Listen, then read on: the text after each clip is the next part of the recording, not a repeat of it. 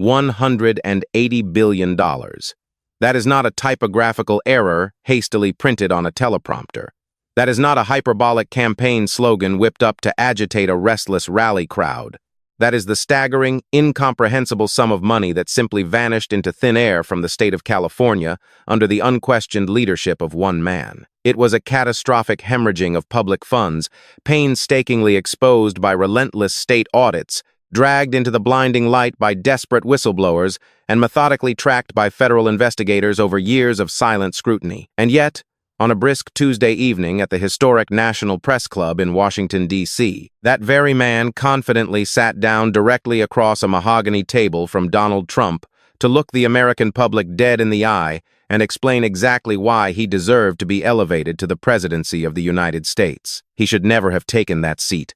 I have spent the better part of my life decades embedded in the gritty trenches of political journalism, watching powerful politicians walk into rooms they falsely believed they owned. I have watched seasoned governors shake hands with working-class voters as if they were bestowing a royal favor upon the peasantry. I have watched tenured senators endlessly rehearse their faux sincerity in front of backstage mirrors until the performance became entirely invisible to the untrained eye. But I tell you this with absolute, chilling conviction. I have never, in my entire career, witnessed a man walk into a room as terrifyingly certain of himself as Gavin Newsom did that night. His back was rigidly straight. His trademark, blinding smile was perfectly locked into place, gleaming under the heavy studio lighting. It was the unmistakable, measured stride of a man who had already drafted his inauguration speech in his head, a man who believed the highest office in the land was merely waiting for his signature. And conversely, I have never seen anyone walk out of a room the way he walked out when the hour was over, quiet, head profoundly bowed, the smile still technically resting on his face, but entirely emptied of the arrogance that had once made it function. You have to understand the fundamental psychology of why he was there in the first place, or none of what happened next will make sense. This was by no means a summons. Newsom was not dragged kicking and screaming to the nation's capital by political pressure. He desperately wanted this. He craved it. He had been meticulously architecting this exact confrontational moment for 2 solid years. He was polling comfortably at 24% among Democrats for the 2028 presidential nomination, effortlessly leading every other potential candidate in the crowded field. He had just published a predictably polished memoir aggressively titled Young Man in a Hurry. He was executing a sprawling, aggressive media blitz, voluntarily sitting across from conservative firebrands like Steve Bannon, Ben Shapiro, and Charlie Kirk, specifically to prove to the moderate electorate that he could step willingly into the lion's den, disagree with rehearsed grace, and still miraculously emerge looking like the smartest person at the table. So, when the unprecedented invitation came directly from Trump, Newsom saw exactly what his towering ego wanted him to see: a premier, unregulated debate stage, a highly publicized 2028 audition, a golden opportunity to sit shoulder to shoulder with the former president and demonstrate to 70 million eager viewers that he inherently belonged in that chair. What he did not know, what he could not have possibly anticipated in all his rigorous debate prep, was what waited for him inside the unassuming blue folder resting quietly beneath Trump's folded hands. Newsom opened the high-stakes exchange the exact way he always opens fast, immaculately polished, weaponizing the kind of rapid-fire, statistical delivery that simultaneously wins a California Democratic primary and a standing ovation at a TED conference on the exact same afternoon. "Mr. President," he began, his voice dripping with practiced diplomacy and a hint of condescension, "I didn't come here to trade insults. I came because the American people deserve to see 2 leaders have an adult, substantive conversation about the future of this country. California currently boasts a staggering gross domestic product of $3.6 trillion. We are the 5th largest economy on planet Earth. We are economically larger than India. We are larger than the entire United Kingdom.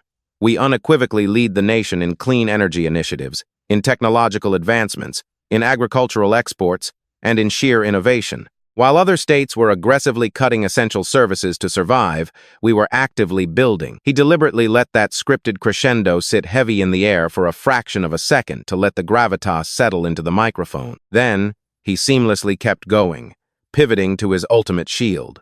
My wife runs a dedicated nonprofit organization committed deeply to gender equity in the media. We fundamentally believe in putting our progressive values into tangible action, not just offering empty lip service to them. He leaned forward then, locking eyes directly with Trump, deploying his most lethal weapon, sanctimony. And unlike some people in this room, I have been uncompromisingly transparent about my personal finances since day one of my public service. I voluntarily released my complete tax returns when I first ran for governor. I even signed a state law requiring all presidential candidates to do the exact same thing to appear on our ballot, because transparency in leadership is not an optional feature. It is a fundamental moral duty. It was, objectively speaking, from a tactical standpoint, a masterfully delivered opening line. It was practiced, buttery smooth, and aggressively presidential. If you did not think about the underlying realities too carefully, and if you were sitting at home watching this exchange unfold on your television screen, you might have genuinely felt something familiar. You recognized that hyper-polished confidence, the immaculately styled hair that defies gravity and never moves a millimeter out of place, the practiced, paternal smile that silently whispers, "Trust me, I have this entirely under control." You have seen this exact archetype before, manufactured by a dozen different politicians across a dozen different election cycles. And you did not buy the illusion then, either. Through this entire opening barrage, Trump had not uttered a single syllable, not one word. He sat perfectly still across the table from Newsom, his hands resting quietly, folded deliberately over that plain blue folder. The folder remained firmly closed. He did not interrupt the governor's grandstanding monologue. He did not roll his eyes in theatrical exasperation. He did not deploy any of the combative theatrics, the sudden interjections, or the trademark disruptions that Newsom's elite debate team had undoubtedly spent 2 grueling weeks preparing him to instinctively counter. I have covered this man for a very long time. I have seen Trump viscerally angry. I have seen him orchestrate a stadium rally with such magnetic, chaotic force that 10,000 exhausted people entirely forgot they had been standing on concrete for 3 hours. I have seen him forge a seemingly innocuous nickname into a career-ending political weapon. But I had never, in all my years of observation, seen him like this. Patient, intensely still, quiet, and completely, unnervingly patient. And that eerie, uncharacteristic silence should have been the ultimate warning siren ringing in Newsom's ears. When Newsom finally concluded his opening remarks, Trump simply waited. He let 3 full, agonizing seconds of dead air hang heavily in a room packed with 200 high-definition cameras. Then he finally spoke. There was no shout. There was no mocking nickname. There was no immediate, blistering insult. He used a measured, almost clinical tone, the exact calm, detached voice a corporate executive might use to gently let down an overly eager applicant who had applied for a job they were fundamentally unqualified to hold. "Beautiful presentation, Governor," Trump said softly, his eyes deadlocked on Newsom. "Really beautiful. If I were actively hiring a TED Talk speaker, you would unquestionably get the job today. But you are not applying for that." Slowly, deliberately, Trump reached out and tapped the cover of the blue folder with one singular finger. "You are applying for this." He flipped the cover open. "So, let us do exactly what any reasonable employer would do when a prospective candidate walks into the office with a beautiful, glossy resume and a beautiful, gleaming smile. Let us check the numbers." That was the precise pivot point. The atmosphere in the room shifted so violently you could practically feel the air pressure drop.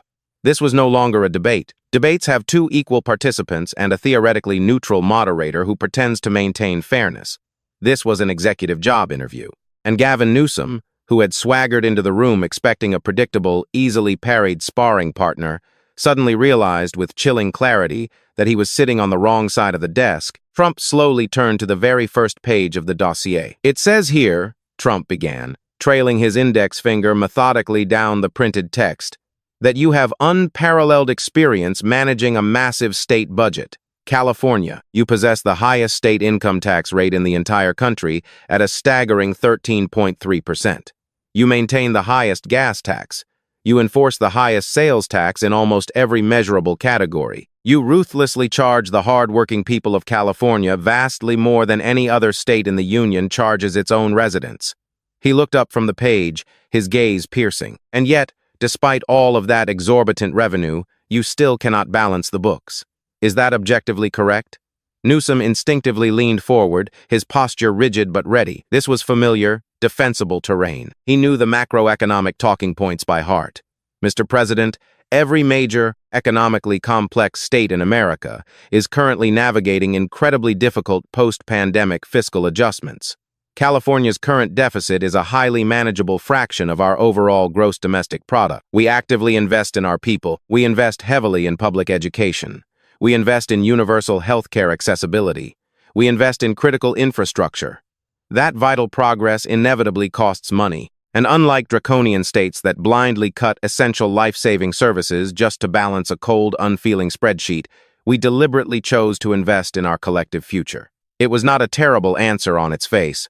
If you heard that specific soundbite out of context at a hurried press conference, you would probably nod along. If you read it formatted cleanly in a major newspaper, it would sound fiscally responsible, even visionary. Newsom brilliantly deployed the word invest 3 separate times in rapid succession, which is the exact linguistic sleight of hand politicians universally use when they desperately want you to forget the word spend. But Trump did not nod. He did not concede the premise. A fraction, Trump repeated, the word tasting sour and dismissive in his mouth. You just called a $20 billion deficit a fraction of a $3.6 trillion economy. Yes. Okay, let me ask you something entirely different, Governor. How many people permanently left your state last year? Newsom paused. It was not a long hesitation, perhaps only half a second, but in a silent, perfectly lit room filled with predatory cameras, a half-second hesitation is a blaring, inescapable headline. Population shifts are highly complex, multivariable phenomena, Newsom deflected smoothly, falling back on academic jargon. They deeply reflect national housing costs, the rapid, unprecedented rise of remote work trends, changing climate preferences 1.7 million, Trump interjected, cutting through the jargon, saying the number with the heavy, undeniable finality of a man who had been waiting all evening to drop the anvil. 1.7 million American citizens physically packed a moving truck and abandoned California. And they did not leave because of the sunshine. They did not leave because of Zoom meetings. They left because of you. They actively voted on your economic budget with their feet, Governor. And they voted a resounding no. Here is the critical takeaway I want you to internalize right now as you listen to this. He called $20 billion a mere fraction. You caught the dripping arrogance in that, didn't you? You caught it because you have been forced to watch slick, blow-dried politicians repackage abject failure as bold ambition for as long as you have been alive on this earth. And those 1.7 million citizens who fled in desperation, some of them are your grown children. Some of them are your former neighbors. Some of them are the young family that used to live 3 houses down the street, until one quiet morning the house was simply empty, the U-Haul was gone, and you never even got a chance to say a proper goodbye. Without waiting for a rebuttal, Trump coldly turned the page. Next item, crisis management. It says here on your resume, you managed the homelessness crisis in California, so let us talk about that. He began reading raw numbers from the sheet, delivering them the exact way a forensic accountant reads numbers from a bankruptcy ledger. There was no theatrical drama, there was no vocal performance, there was just the devastating, unfiltered data. $37 billion. That is exactly what the state of California spent explicitly on homelessness over the last several years. $37 billion. Spread across 9 separate bureaucratic agencies, filtered through 41 different overlapping programs. And the final result? He looked dead at Newsom, stripping away any illusion of political courtesy. Homelessness in California has increased by an astonishing 53% since 2013, 181,000 human beings. 30% of every single homeless person living in the entire United States currently resides in your state. Your own state auditor conducted a comprehensive review and concluded, and I am quoting them verbatim directly from their report, that the state lacks reliable data to evaluate whether these programs are effective. Trump slowly set the page down on the mahogany table, letting the silence amplify the numbers. $42,000 per homeless person per year. That is what you spent. Governor, with that amount of money, you could have bought every single one of them a reliable used car and paid for a full year of rent in Reno, Nevada. Instead, you bought them a bureaucratic revolving door. 44% of the vulnerable people you supposedly helped ended up right back on the concrete street. Only 13% actually found permanent housing. 13%, Governor. If a private sector business had a 13% success rate, you would legally shut it down for fraud. You did not shut anything down. You just added more programs. Newsom straightened his posture, his jaw tightening imperceptibly. Homelessness is a sweeping national crisis, Mr. President. It is not a uniquely California crisis. Every major urban city in this country is dealing with the exact same deeply rooted structural issues. Federal underinvestment in mental health facilities, in affordable housing development, in critical addiction services. You cannot simply lay a massive, generational national emergency solely at the feet of one governor. It was the pre-written script. It was the exact emergency glass break defense every California elected official keeps folded in their back pocket. National crisis, structural issues, federal underinvestment. It sounds eminently reasonable, deeply compassionate even, right up until you look at one singular, unforgiving number. Trump looked straight at that number. National. You just said national. So explain this profound mathematical impossibility to me. California has roughly 12% of the country's total population, 12%, but you have 30% of the country's homeless. If this is truly a widespread national crisis, Governor, why on earth does your specific state have 2.5 times its statistical share? Your state is not merely part of the problem, your state is the problem. Newsom started to forcefully respond, scrambling for something about per capita civic investments and complex cost of living adjustments, but Trump ruthlessly cut through it like it was completely invisible. I am asking you a very simple, direct question. $37 billion. Where did it physically go? Not where was it vaguely allocated, not where was it conceptually budgeted. Where is it right now? Show me one single, verifiable audit that tracks the taxpayer money from your desk directly to a human being who is no longer sleeping on a cold sidewalk. 3 seconds of absolute, crushing silence enveloped the room. That is not an answer, Governor. That is not even a pitiful attempt at an answer. You have been saying this very thing for years. You have said it sitting at your kitchen table to your teenage kids, who quickly changed the subject. You have said it over the fence to your neighbors, who nodded politely and then marched to the polls and voted the exact same way they always vote. $37 billion vanished, and the horrific problem got objectively worse.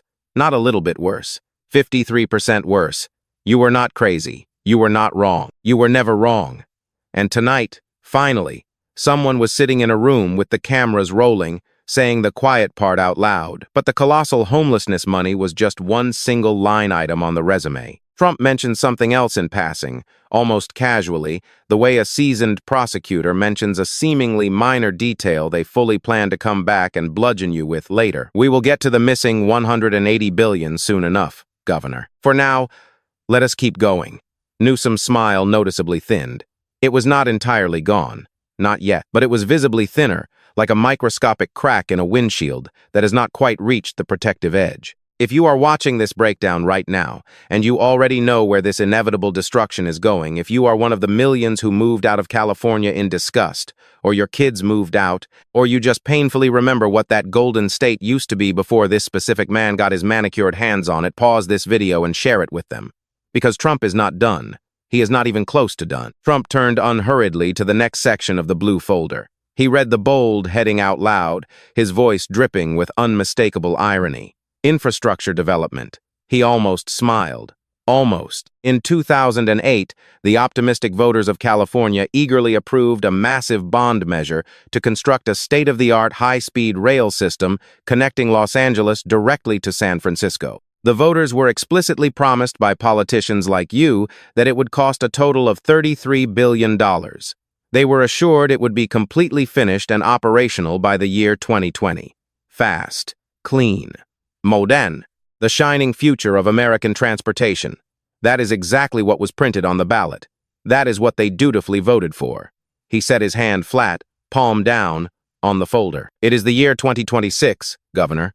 There is no train. There is no track. Not one single mile. Not 1 foot. Not 1 inch of functional rail has been laid. $18 billion has already been completely spent, burned through, and the absolute only thing standing in the dusty Central Valley today is a depressing row of concrete pillars standing in the middle of an empty dirt field. There is no rail sitting on top of them. There are no bustling stations. There are no passengers, just concrete, dirt, and $18 billion of pure nothing. He locked his gaze onto Newsom, the pressure intensifying.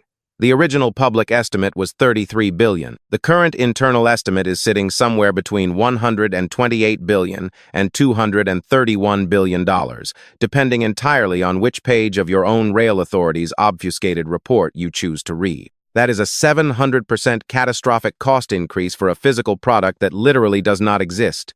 Name one single mile of track, Governor. Just name one. Newsom shifted uncomfortably in his leather chair, the veneer cracking. The rail authority has made incredibly significant, vital progress in complex right-of-way acquisition, massive environmental review processes, and rigorous design certification. This is a monumental generational infrastructure project that fundamentally requires long-term vision and sustained, unwavering commitment. Trump scoffed, a short, sharp exhalation of breath. Right-of-way acquisition. That is an incredibly expensive, bureaucratic way of saying you bought the empty land and simply forgot to build the actual train. A highly unusual sound moved through the tense press room. It was not full laughter. It was closer to a collective wince of recognized pain. Trump pressed the advantage relentlessly. You looked into the cameras and told the voters 2020. It is 2026. Your own internal report explicitly states the very first truncated segment will not even be ready until 2033 at the absolute earliest. And that segment is just from Merced to Bakersfield, not Los Angeles to San Francisco, Merced to Bakersfield. A trip absolutely nobody is urgently making. Newsom doubled down, his voice rising a frantic octave. This is a profound generational project that will serve millions of Californians for decades to come. It is generational, Governor. Trump fired back instantly. I will absolutely give you that, because your voters' unborn grandchildren will still be paying off the exorbitant debt for it, and they still will not have a working train. $8 billion. Zero track. You do not need me to sit here and eloquently explain how that precise level of betrayal feels.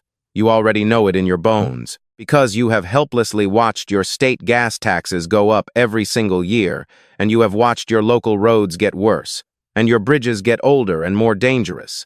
And now, you find out definitively that the government cannot even build a simple train track between two cities after actively spending more money than most sovereign countries spend on their entire military defense budget. You know exactly how that feels. And then, cornered and bleeding political capital, Newsom finally did the exact thing I had been waiting for him to do since the opening bell. He abruptly stopped defending his indefensible record, and he launched a desperate, full-scale attack.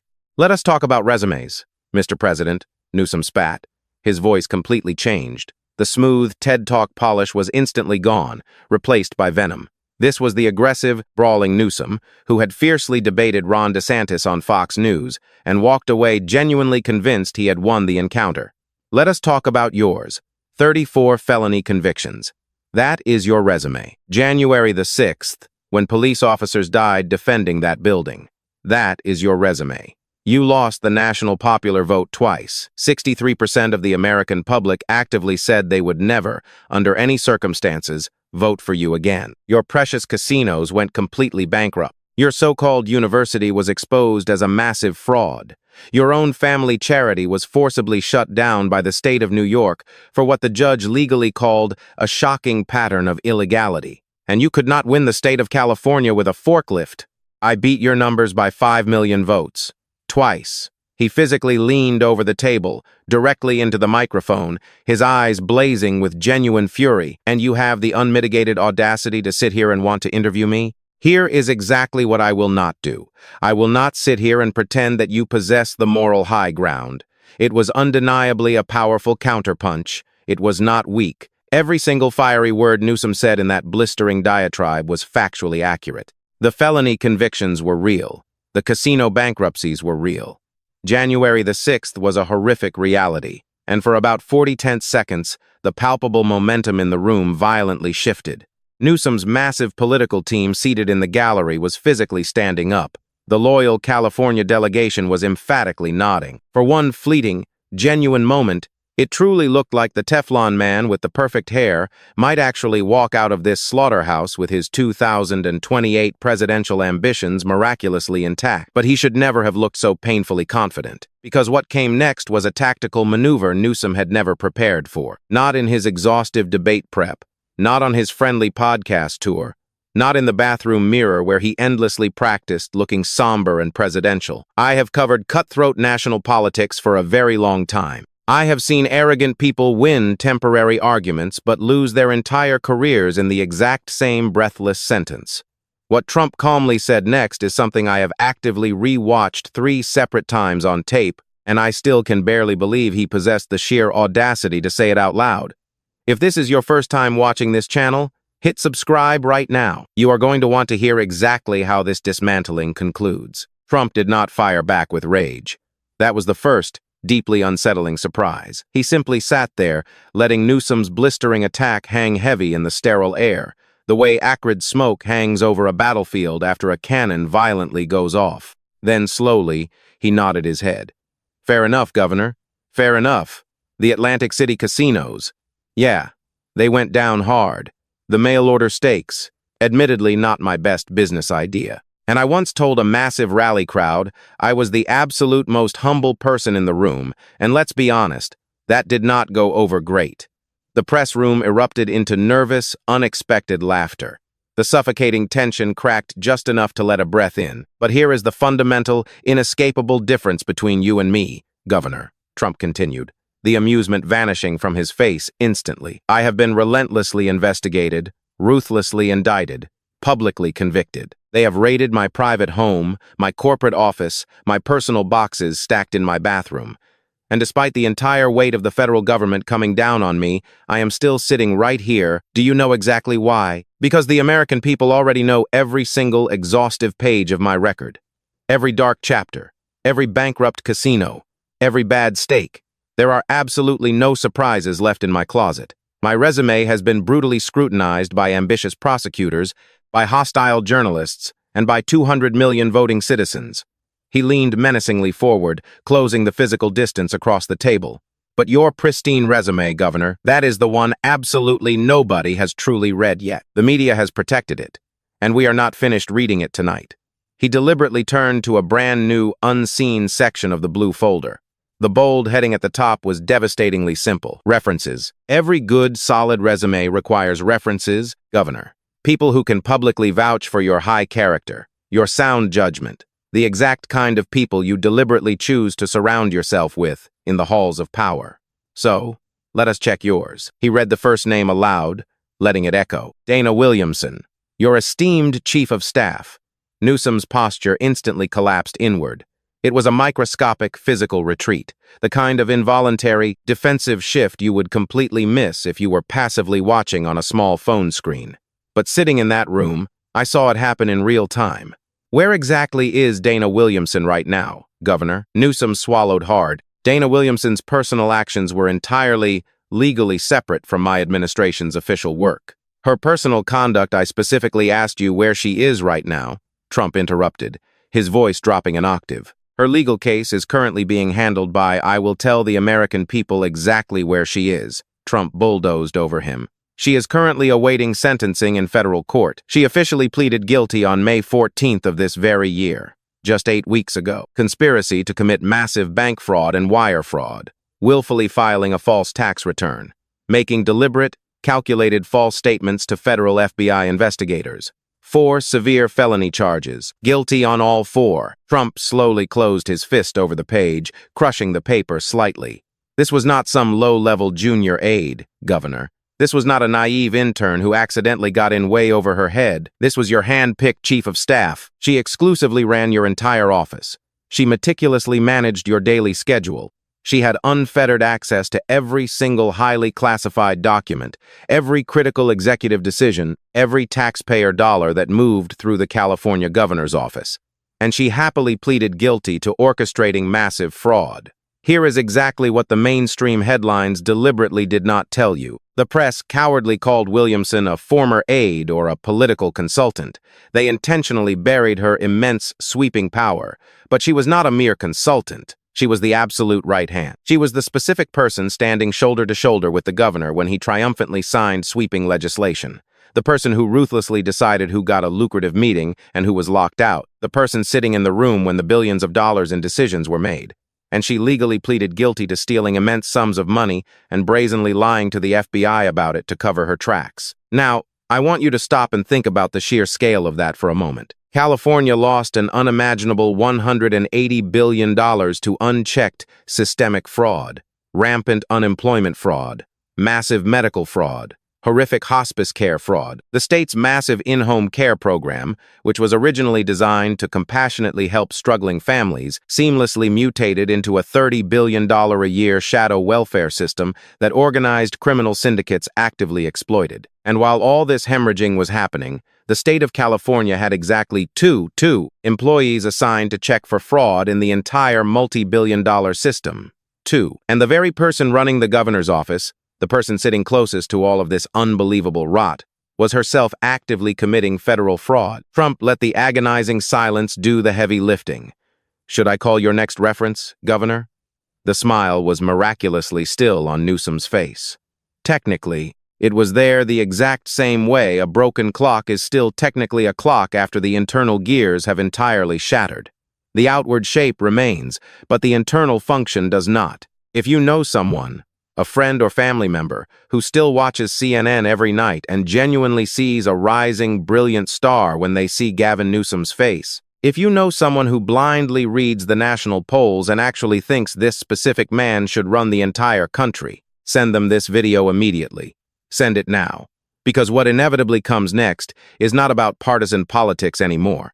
It is about core, rotting character. And the next reference on Trump's devastating list was not a disgraced employee.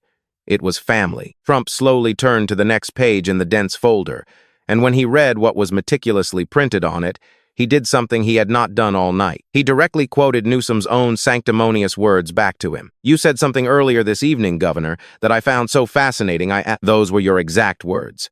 The Representation Project. Let us talk about that." Newsom's jaw instantly locked tight. It was a small, involuntary clench. The exact kind of primal micro-expression you learn to spot when you have watched enough cornered politicians suddenly realize the conversation just careened down a dark alley they absolutely cannot see their way out of. Trump continued, casually reading from what clearly appeared to be heavily redacted. Photocopied IRS tax filings. A nonprofit. It reportedly receives between $1 million and $1.7 million per year in various grants and donations.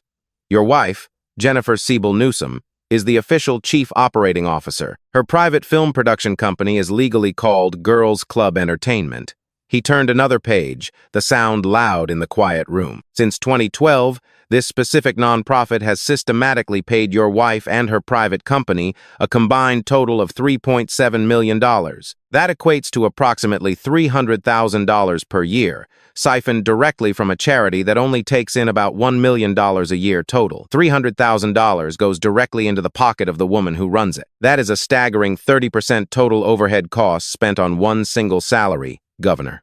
Trump slowly looked up from the dense filings, his eyes locking onto Newsom's pale face. Now, here is where this gets truly interesting. The Sacramento Bee actually did some real journalism and investigated the primary donors to your wife's charity. They definitively found that more than a dozen of the absolute largest donors are massive, multinational corporations that regularly lobby the state of California for highly lucrative policy concessions. Massive energy companies, sprawling tech conglomerates, multi-billion-dollar healthcare monopolies. They eagerly donate hundreds of thousands to your wife's nonprofit, and then they immediately sit down in private with your administration to negotiate regulations that directly affect their corporate bottom line.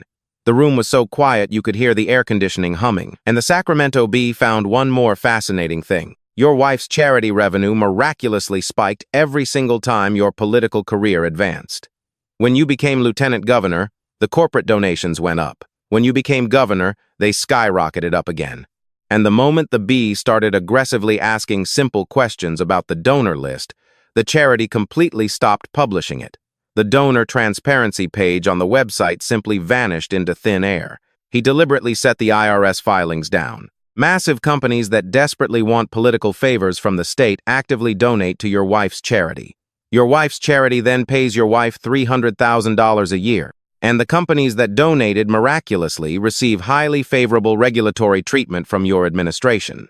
Governor, in the brutal private sector, we have a very specific word for that exact arrangement. Several words.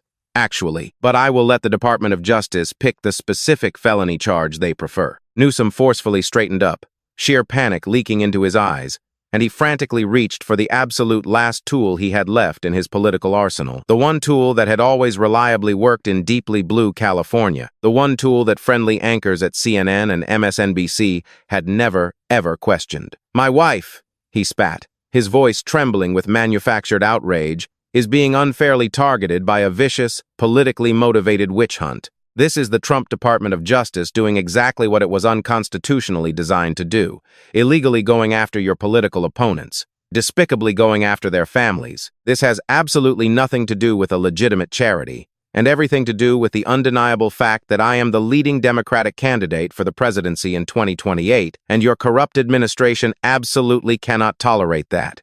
It was the ultimate play, the victim card, the exact same card that had miraculously saved 100 corrupt politicians before him, and in Sacramento, standing safely in front of a friendly, compliant press corps, it absolutely might have worked. But Trump did not even raise his voice. He simply dropped the guillotine.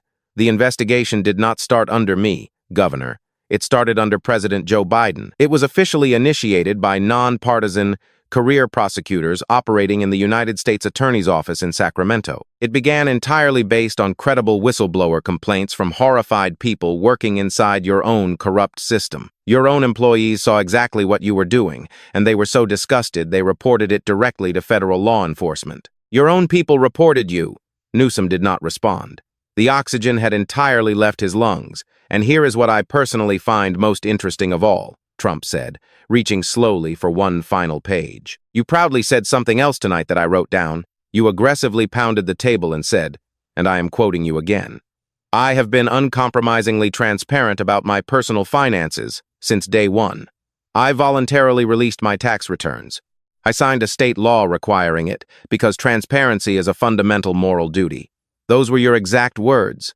14 minutes ago, he held the single sheet of paper up for the cameras to capture.